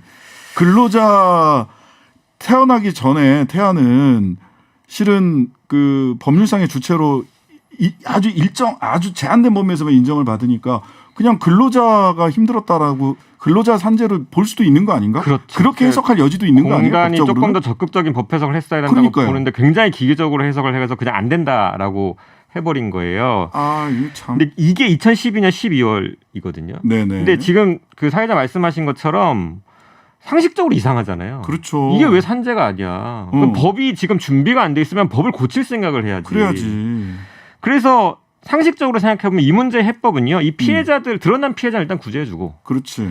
법제도적으로 미비가 있는 거 빨리 바꾸고 그래야 되는 거죠. 이 두 가지가 작동을 해야 정상적인 국가라고 할 수 있는데 놀라운 것은 2012년 12월에 산재 신청을 했는데 지금까지도 이 두 가지 다 해결이 안 됐어요. 10년이 지났네요. 제주의료원 피해자분들도 산재보상을 못 받으셨고요. 네. 관련 제도도 미비한 상태입니다. 그래서 결국에는 소송까지 갔는데 다행히 대법원은 2020년 4월에 산재 인정 판결을 합니다. 아유, 다행입니다. 논리는 단순해요. 어떻게 보면. 네. 방금 말씀하신 것처럼 태아는 모체랑 단일체다. 예, 단일체로 네. 볼 수 있죠. 당연히. 그래서 어머니가 업무상 재해를 입었다고 볼 수 있다. 네.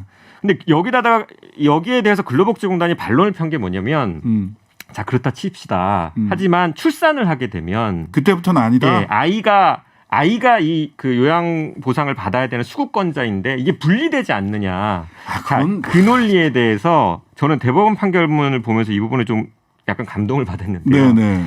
그런 얘기를 해요. 재해를 입은 생명이 태어났다고 하여 업무상 재해 발생이라는 종전의 정당한 평가를 거두어야 하냐. 요양수급권자는 근로자라는 규정이 그럴 만한 가치가 있냐. 그렇지 않다. 법 기술적인 제도 운영의 문제일 뿐이다. 거칠게 얘기하면 그런 하찮은 문제 가지고 이분들 정당한 보상 막지 마라.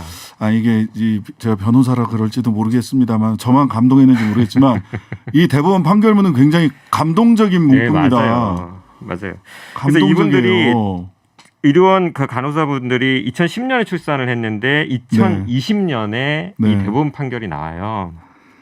8년. 근데요, 저는 네. 아까 말씀드렸듯이 이분들의 이 그 태아 문제가 업무상 재해다 산업재해다라는 관련성에 대한 판단은 이미 나왔다 그랬잖아요. 네네. 그럼 2020년 4월에 대법원이 판결하기 전까지 누군가는 움직였어야 했습니다. 그렇죠. 근로복지공단, 고용노동부, 국회. 세 군데. 국회가 안 한다고 하더라도요. 고용노동부가 이게 옳다라고 생각하면 정부법 추진할 수 있는 거잖아요. 그렇죠. 적극적으로 제안해서. 그렇죠. 노동부가 안 하면 국회라도 했었어야죠. 그렇죠. 지금까지도 법이 안 만들어졌어요. 대법원 판결이 나왔지만 아직도 안 나왔습니다. 네. 그러니까 이게 관련 법안이 5개가 올라왔는데 계속 잠자고 있다가 얼마 전에 6월 달에 상임위 소위는 했더라고요. 네네. 거의 처음으로 실질적 논의를 했으나 보류됐어요. 네. 그래서 다음 임시국회를 생각을 해봐야 되는 상황인데 이번 정기국회. 그렇죠. 예, 이번 예. 정기국회가 있죠. 그래서 저는 이 태아산재 문제가 구체적으로 풀어야 될 문제도 많지만 전반적으로 보면은 이게 정말 우리나라가 제대로 돌아가고 있는 나라인가, 정상적인 국가 시스템이라고 할 수 있는가라는 회의가 좀 많이 들죠. 네, 지금 해결 방안까지 사실 다 말씀을 주셨어요. 사실 이 따라가는 과정 자체가 지금 임재원 변호사님 말씀을 태아 산재 관련돼서 따라가는 과정 자체가 마음이 너무 힘들었는데 그 대법 판결문에 뭉클하면서 약간의 위로를 받고 다시 고용노동부와 국회의 임무 혜택 방기 이것에 다시 좀 분노하게 되는 과정을 겪습니다. 지금 태아 산재 문제는요, 실은 많은 직장에서 그 임신 정년기에 계신 많은 우리 그 여성 노동자들이, 여성 직장인들이 개별의 문제이기 때문에 드러나지 않는 경우들이 사실은 굉장히 많습니다. 사후적으로 통계를 해보면 특정 시기에 특정 직장에서 낙태가 굉장히 그 임신 중지가 자발적 임신 중지가 아니라 임신 중지가 집단적으로 벌어지는 일들이 많은 사업장에서 사실은 저는 있다라고 알고 있습니다. 다만 그것이 다 개인의 사정으로 돌아가 있기 때문에 통계로 잡히지 않고 회사에서 관리하고 있지 않을 따름입니다.